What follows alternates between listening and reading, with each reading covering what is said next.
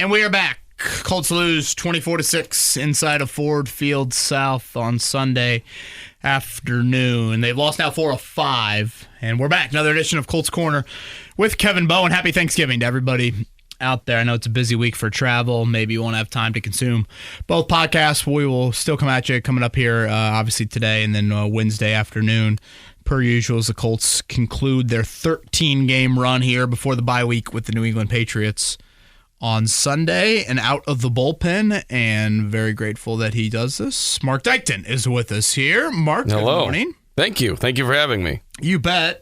Sorry you have to endure this for an hour, but granted, you're a Bears fan, so it's the most shocking thing to see Dan Campbell do that to your football team. Do your worst, Kevin.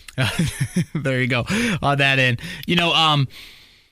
Obviously, the penalty issues is the root of so many of the problems from Sunday. Certainly the lack of support for Anthony Richardson also. But I guess I want to start here. Again, lost 4 of 5. Exiting that Tennessee-Miami game, I agreed wholeheartedly with Shane Steichen of hey, we need to play better. We know the competition is going to rise. We cannot just outlast these bad football teams. Seemingly that's what they did in beating the Titans and the Dolphins. It's not going to be a recipe for success. You needed to go, 2-3, maybe the next 5, and one of those wins needed to be Houston, or 3-2 would obviously be ideal. They end up going 1-4, and at some point you got to steal one. When you lose to Malik Willis and the Packers, you lose at Jacksonville, you got to steal one, and they've yet to, I think, find that here throughout the rest of this season. And Mark, I just can't get over this. It's such a stunning statistic from yesterday that shows you how inept the Colts were in really every facet of the game outside of maybe a little bit of defense there. But they did not commit a turnover, and they did not allow a sack. NFL teams, that had been 13 times that had happened to NFL teams this season entering Sunday. Those teams were a perfect 13-0. The Colts, in the history of their franchise, had done that 40 times. They were 37-3 as a franchise, having won 10 straight games with that number. I mean, you don't turn it over, you don't allow a sack, you win. And you certainly don't lose by 18, but yet somehow, some way, the Colts found a way to lose 24-6. You threw that statistic out there. I'm like, can that be right? Yeah. That has to be an error. That can't be right. Of the 13 wins, Mark, this year in the NFL, 7 of those 13 by double digits. Teams win going away when they have a day with no turnovers committed, no sacks allowed. And then I would argue you would have signed up for 24 points allowed at the start of the afternoon. So I know you were in the building yesterday. Your overall thoughts before we get into things? I think even when the schedule first came out, we circled this one as probably one of the tougher games on the schedule. It was going to be hard for the Colts to hang with the Lions offense. But it was just one of those efforts where it just felt like there was something missing. Now, I don't know if it was because of the amount of Lions fans that were in Lucas Oil Stadium, but the Colts just seemed flat on both sides of the ball the majority of the game. And it just never seemed like, even when, they were settling for field goals, they were like, are they going to get it going? It just felt like any kind of momentum they ever had was taken away because of penalties, or they just couldn't sustain drives, and they couldn't keep up with the Lions offense. It was just a disappointing game all around. It just felt like there was just no air in that Colts game whatsoever, that you ever felt like at any point they were going to turn it on and make it a game. Yeah, it was weird, and we can get more into the environment here in just a second, but when I looked at that score yesterday, it seemed like it was 14-6 for a while. It seemed like it was 21-6 for a while. Well, on paper, Mark, that's a 1-score and a 2-score game. In the NFL, that is very doable. And yet, the Colts had 4-play drive, punt, 4-play drive, punt, 3-play drive, punt, 3-play drive, punt. Get behind the chains, obviously, very routinely in those drives. It was like you couldn't put any game pressure on Detroit. And I don't know if Thanksgiving's on my mind, but the Lions just played with their food for 60 minutes. And they're like, oh, yeah, 3rd and 8, we might, let's throw a draw play at them. 3rd and 6, we'll throw a screen to Jahmyr Gibbs and we'll pick that up. Like when they needed to do something, they kind of did it. Wasn't very flashy, and they were able to get it done.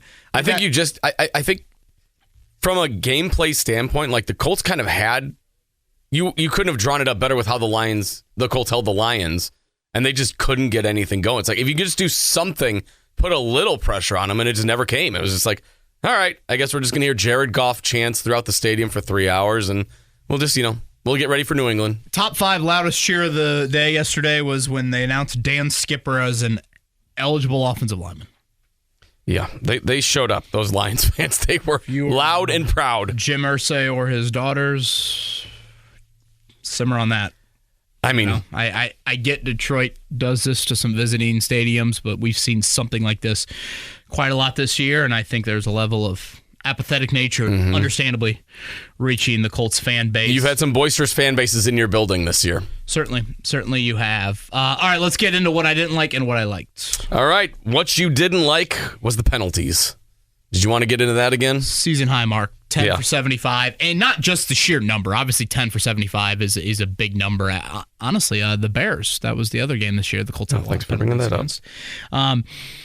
It was just how crippling they were to put the Colts behind the chains and then make them really take big plays off the board.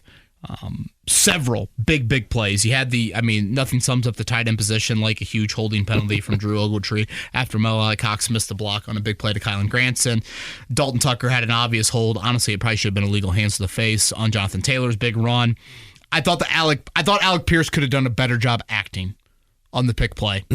Maybe a little ticky-tack, but I thought Pierce could have done a little better job there. And then you have the big hold from Braden Smith on Josh Downs' 4th down play. So penalties have started to rise in the last few weeks, and it's just been something I've noticed a little bit, particularly offensive line penalties. 5 of the 10 on the O-line. Quentin Nelson now has 11 penalties on the season.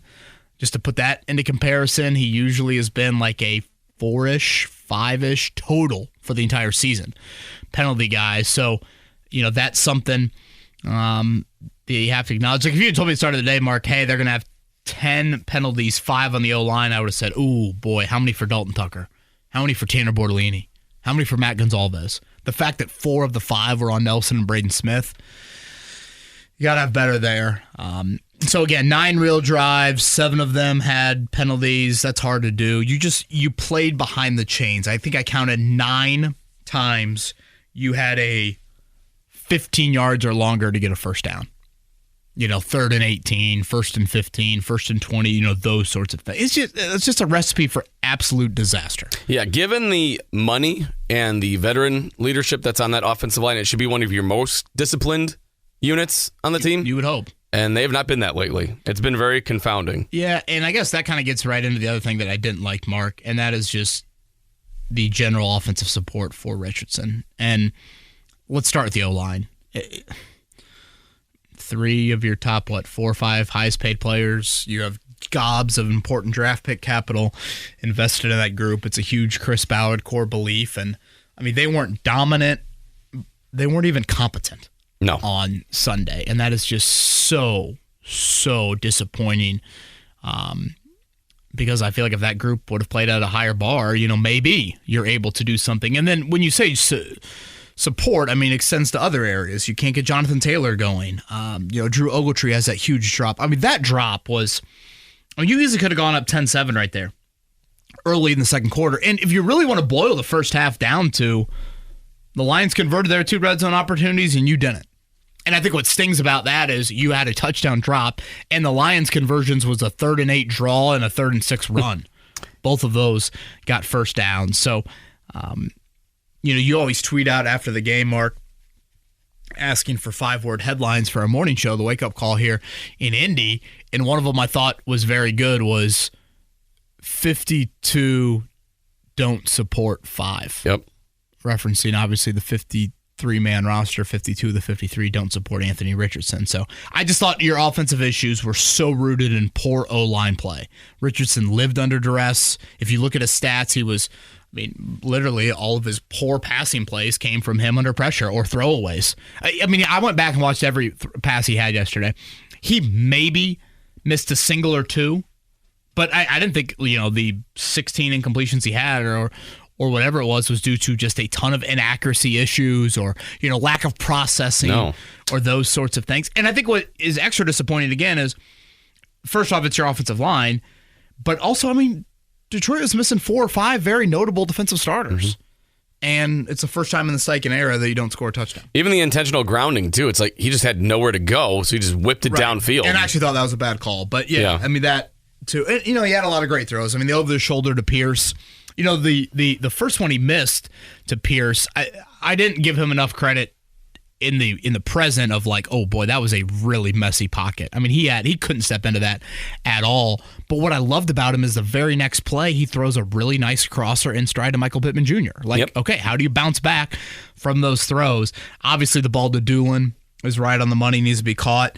And one of the plays that I think was extra frustrating, Mark, when I went back and watched it again was, I mean, you had that kind of hot read with Kylan Granson wide open over the middle of the field. And, like, that has been an issue for him. Blitzing, acknowledging a hot read, and the blitz either is a good play for the defense or a good play for the offense. That is an opportunity for a simple 6-yard completion, and it turns into 16 with 10 yards of open field in front of him. Yep, see it, throw it. Instead, Granson doesn't get his head around in time, doesn't acknowledge it, and boom, it turns into an incompletion. I don't think you can talk about the Richardson day without including his rushing.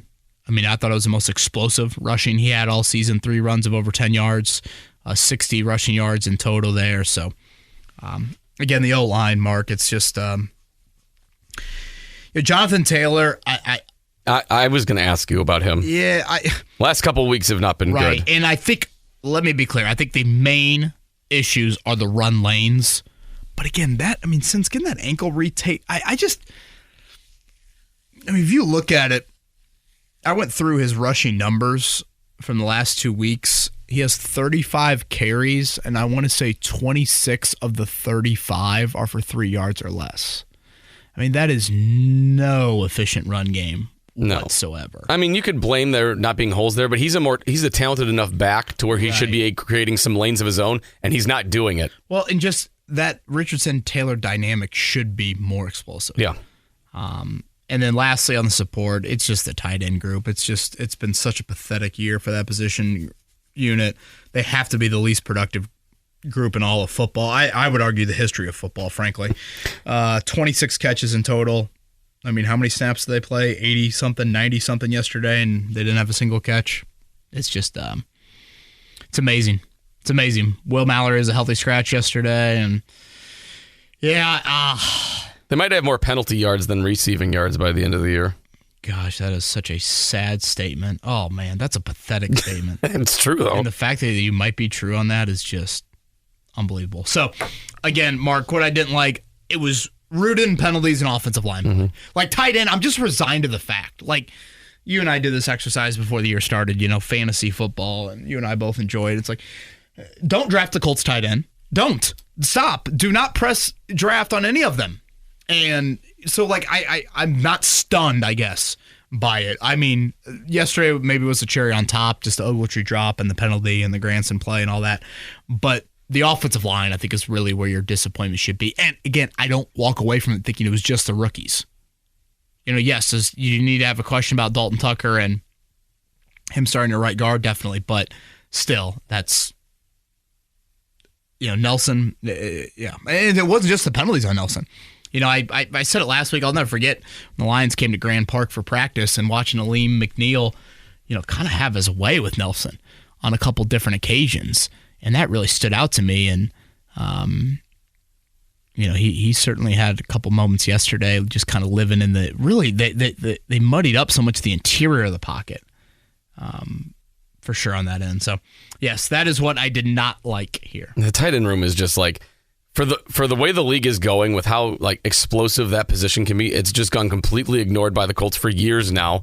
And it's just like, there's reasons why people were drooling over the possibility of maybe getting Brock Bowers. Granted, you would have had to trade up to get him, but you see what he's doing in Las Vegas, and you're just like, can you imagine if you had that option, and you don't even have that option even remotely close to the talent level that Brock Bowers is? You can't even go to there and that position for any kind of explosive play because they're going to drop the ball or they're just not reliable. It's disappointing that your offense can't even thrive in a position that other teams are using league-wide. Like, they have drafted in areas where, like, you can find successful tight ends. Like, I mean, they have spent 3rd and 4th and 5th and 6th round picks on tight ends. Like, it's not like they have, again, I think they've ignored it from, like, finding that veteran presence. And, like, yes, I mean, certainly you could point to a Brock Bowers pick, but it's like, it should not be this bad, I guess is No. what I'm getting at. I mean, look at the history or the recent history of this tight end room. You have had tight ends that Jack Doyle was an undrafted free agent. Yeah. I mean, it's like We're not asking for Hall of Famers you here don't have necessarily. to spend, the whatever Sam Laporta second-round pick capital on. I mean, Brock Wright is a very competent tight end for the Lions, and where was he drafted? Notre Dame. You just don't even have a serviceable tight end. That's the problem. Like, there's not even a serviceable guy on this roster, and yet you have like a baker's dozen of them on there. And it's just like none of these guys would be third stringers on a lot of teams. It's wild. All right, let's move away from the bad. Let's go to what you did like. What did you like yesterday that you saw? Boy, I'm not going to lie, man. It was brutal trying to find stuff. It was hard. And so I'm resigned to the fact to say this. I mean, they allowed 24 points. And against a team that averages 33 a game, I think I like that. Yeah, you would have signed up for that heading into Sunday. Right. So, I mean, I do say that in all seriousness. Now, maybe the Lions could have got to 30 if they wanted to, but there are still some frustrating things about 9 of 15 on third down. Again, I brought up the 3rd and 8 draw for a first down, 3rd and 6 draw for a first down. But still, I mean, Zaire has a big 4th and 1. He kind of blew that play up to start the second half, and that was, I thought, a huge kind of potential momentum swing there. You had the big coverage sack on the first drive of the game where Buckner cleans it up. So I like that they only allowed 24 points. Like, if you presented Shane Steichen before the game, 24 points, no turnovers committed, no sacks allowed, I mean, oh my God. He is signing up for that before you can hand the pen to him. Yeah, so I think that just kind of adds to all of it on that front. It was a game that if the offense would have showed up even a little bit, it could have been interesting. Right, and yet the final score is they lost by 18. Yeah. I mean, it's still in NFL standards, that's a blowout. It's, and what, that's double the spread? It was 7.5. Yeah, and you laughed at me on Friday because I was like, I think the easiest game to pick is the Colts, losing by more than 7.5 to the Lions. And I just didn't think they could hang with them. I thought the offense would show up a little bit. Yeah, I mean, if you would have told me they couldn't hang, I would have thought they couldn't have won, hung on the full shootout. Yeah, they could have put 40 on them. Right, but that wasn't necessary. So it's hard for me. I mean, there's some big tackle numbers from some of these individuals defensively, but, I can't really go there. So, I mean, in terms of what I liked, again, I guess it's allowing 24 points. Mm-hmm. You ready for Twitter questions? Let's do them. All right, Seth starts us off. He said, why doesn't Anthony Richardson ever scramble to buy some time? See most of these mobile quarterbacks break containment when the pockets start to break down. Is this just not in his DNA, or can this be taught/learned? Yeah, that is it's a question I actually asked Shane Steichen late last week. This goes back to when they drafted him. The poise of him looking downfield. Well, I guess to answer Seth's question, it's not in his DNA.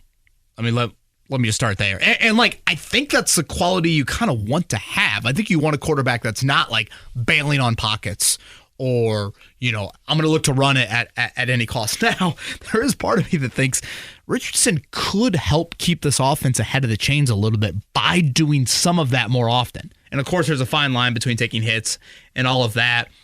Did he scramble today or yesterday? I don't know. It feels like all of those runs were designed. Maybe. I mean, I know against the Jets it was. So, I mean, that could be, 20 straight rushes where all of them are designed. So, yeah, I mean,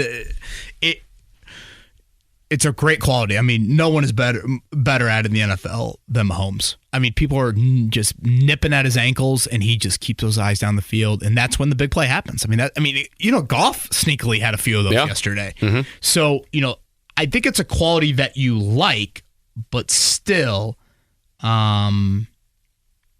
that to me is just an interesting recipe for him.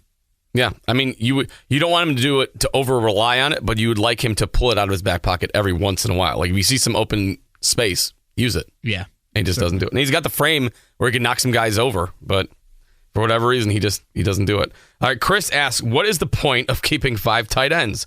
Just cut 2 of them and activate Mallory. He can block better than Granson and Ogletree. I mean, we had the caller, Mark, didn't he, rattle off all the tight ends that are listed above? I mean, you get a list of tight ends right now. You won't find a Colts tight end anywhere. No. Malai Cox and Kylan Granson are free agents. Yeah, it is. They're going to be on your free agent list to bring back for Colts? We do your in-house free agents. Yeah, we do the green, yellow, red. I can't imagine they're going to do the green category there. It's just any tight end for that matter. Right. It's just a very it's not even okay. Explosive tight ends. It's difficult to find those necessarily, but just even the dink and dunk, simple-ish tight ends. Someone brought up on our show today, Mark, the Colts didn't have a single catch by a running back or a tight end yesterday. You know how hard that is to do in the NFL? In 2024? The Lions had 11. They targeted their tight ends and running backs 14 times yesterday, and it got 11 catches out of them. And think about some of those plays. Jahmyr Gibbs screened for a first down. David Montgomery, dink over the middle of the field. Your zone concepts aren't, ready to make a play on Montgomery. Boom, catch and run. I think Brock Wright had a big screen, if I'm not mistaken, or maybe it was Laporta.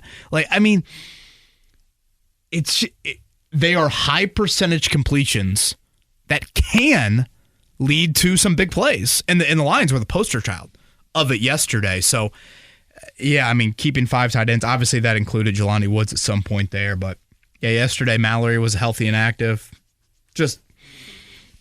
It is such an underwhelming group. Yeah, those are plays that you can add wrinkles to that defenses have to scheme for, and I feel like the Colts do it so little that opposing defenses don't even have to worry about it. Right. Tight end room, no, the running backs aren't going to catch any balls, and if they do, they're not going to break one, so don't worry about it. No big deal. And then, part of me is like, oh yeah, they should draft the tight end early, but then again, that's a position group that if I was presenting a blueprint on how to best build an NFL team, I don't think I would invest major draft capital into it. I actually think the Colts have invested a fine amount of draft capital into it. They just have missed. Yeah. And then they haven't obviously done anything in free agency. High tight end picks are luxury picks for teams that are ready to win or just a player away. The Colts aren't that. The Colts have other issues, and we've talked about it. They might have some offensive line positions that need addressing in free agency and in the draft. So I think tight end might be a little lower on their priority list when it comes to top draft picks. It's on the list, though. It is on the list, and it should be on the list. All right, Matt says, going into today, Colts were 23 of 32 in third down completions against. After today, it surely will be worse. It sure seems like every game they give up a huge third and long in critical situations. Why does the defense play so passive in these situations? Seems like they also need some better coverage linebackers. Yeah, Matt, that's kind of the point. You've probably heard my tone in saying, well, they only allowed 24 points. Yes, but, oh, damn. The 9 of 15 on third downs, let me try and look this up. But so 9 of 15 is what, somewhere around 60%? I would guess, the Lions have probably been pretty good on third down, but I would guess that's a big number even for the Lions based off the season and where they've been. So third down percentages this year, yeah, the Lions are now at 46%. That third and 8 just blows my mind that they ran it and they got it pretty easily. Oh, the push they got on that? Yeah. So they were 9 of 15 yesterday, Mark. Again, that is 60%. That's a season high for the Lions. The Lions 46, 41, 50, 50, 40, 40, 33, 33, 58. They were 60 against the Jags last week and 60 against you. So it's just, that to me is where I do have a little bit of frustration of and I thought you got them into some, kind of third and medium-ish situations where you could make a play or two. So I don't know. Some people will probably accuse me of nitpicking here with the defense, but I'd like to see a little bit more of that. And again, just kind of a little bit more of an attacking mindset of, to me, Jared Goff is too smart of a football player to, hey, he's going to make the mistake.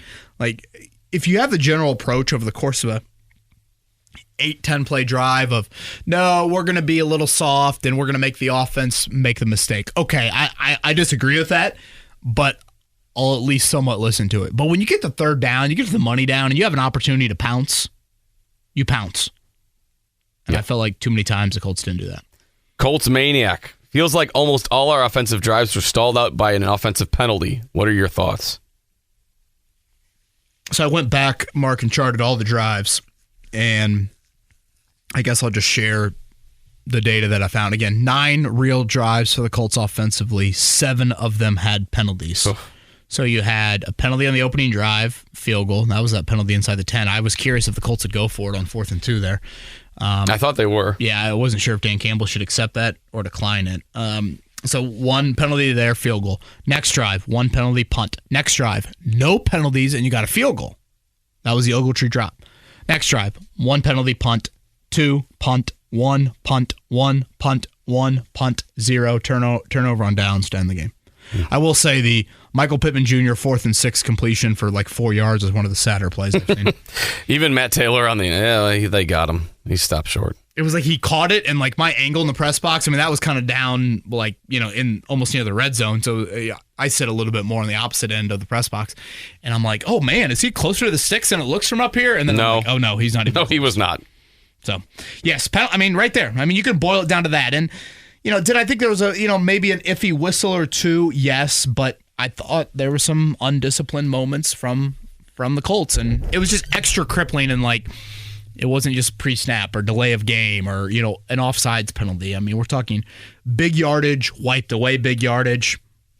I think the Colts have, played with a little bit of fire here in the penalty department in recent weeks. Chunk plays that just, when they got called back, just took the wind out of the sails. So any excitement Colts fans had was quickly dashed away. And plays you haven't had, Mark. Yeah. A big tight end play. Whoa. Yeah. No. A big Jonathan Taylor run. Whoa. No. I mean, those sorts of plays. Yeah. Disappointing. Brett rounds us out on the questions. He said, can you or someone explain why Ashton Dulin is getting snaps that could go to A.D. Mitchell? At times it feels like they prioritize different personnel and looks as means of confusion over just putting the optimal players in positions to make plays. Yeah, their snap counts, I think we looked it up on the show this morning, 12 for Mitchell, 10 for Dulin. Now, Dulin did suffer an ankle injury. I'm curious if any of those Colts wideout injuries, seemingly everybody got hurt yesterday. They all went back in the game. If any of them become issues at all, is it blocking? It still looked like Richardson and Mitchell weren't on the same page on that 3rd and 10. That Richardson threw like a yard or two in front of him, and then Mitchell just kind of like jogged over to Reggie Wayne afterwards, and it looked like had a conversation with Reggie. I'm like, okay, was that on AD there? So, again, I think he should eat into maybe some of Pittman's stuff, but I don't know. Dulin getting 10 snaps. Maybe he shouldn't even get 10 snaps if he's not going to get that second foot in. I realize that they trust him a lot and they like him as a blocker, but still. Do you think AD is kind of, because he had early season drops, relatively easy drops, that maybe they're still not fully trusting him like they do with Dulin? Yeah, and that could be it. And that incompletion on that route I'm talking about, Mark, I mean that was just weird. Like you don't see just a quick rhythm throw that far off there. So I just think that's something to keep an eye on when off-season training together. Try to project A.D. Mitchell here moving forward from playing time the rest of the season. All right, that's it for Twitter questions. Hi, man. Week 13, it is upcoming. Colts are a slight favorite over the Patriots. Sound like the Patriots had a million penalties themselves on Sunday, and Drake May did not have a very good game. It's amazing. You scroll through like the Patriots roster, and you're like, who are these guys? This ain't your daddy's Colts Patriot. This ain't even our Colts Patriots. Well, and I would argue, Mark, it's not even like your older sibling. Like no. They even like late Belichick era, they still were pretty stout defensively. Mm-hmm. You had your Matthew Judons of the world, and like those guys that you would look up and you'd be like, oh, wow, New England's still a top 5, top 10 defense, and they just aren't that. We could do the rest of the wake up call this week and say, name five Patriots defensive players, and I don't think anyone could do it. I mean, again, name 5 offense. I mean, the wideout group and the O-line names, it's just. I can give you like Drake May and Ramondre Stevenson. I can give you that. Defensively, I don't know if I can give you one. So, yeah, I know the David Andrews injury's been big. They got a bunch of former Colts on their D-line, Yannick Ngakoue and Eric Johnson and Titus Leo. So, obviously the Colts won in Germany a couple of years ago, but they have not won in Foxborough since 2006 on that end. So, I guess I'll end with this, Mark. And again, a happy Thanksgiving to not only you, and thank you for doing this, but all of our listeners out there. For those that are still believing in playoff hope, you are 5-7. As I've said all along, you need a 5-3 finish with wins over the Jets and Broncos. So far, you are 1-2. Now, you beat the Jets, so that means you need to go 4-1 the rest of the way, and you have to have the Broncos win. I mean, you do. If you look at the wild card right now, they're a full 2 games up on you. So you have the same bye week coming up, and I think they have a very manageable game this week. Didn't you look that up? You say Monday Night Football against Jameis? The Broncos, yeah. Is that in Denver? Yes, it is. Browns at Broncos. Yeah, Come on, Jameis. I know, Jameis, Matt. Hopefully there's snow in Denver. We can get another pregame rant about how awesome snow is. Oh my gosh, Maddie Bowen just loves Jameis Winston's words. I mean, just unbelievable. She is a huge fan right now of everything he was talking about on Thursday. It's the season of believing if you're a Colts fan. Just got to believe. 4-1. That's what you need the rest of the way. And again, you got to beat Denver coming up after your bye week. He's Mark Dykton. I'm Kevin Bowen. Everybody have a great Thanksgiving. We will talk to you Wednesday, but if you don't have a chance to listen to it, safe travels. Enjoy the family time.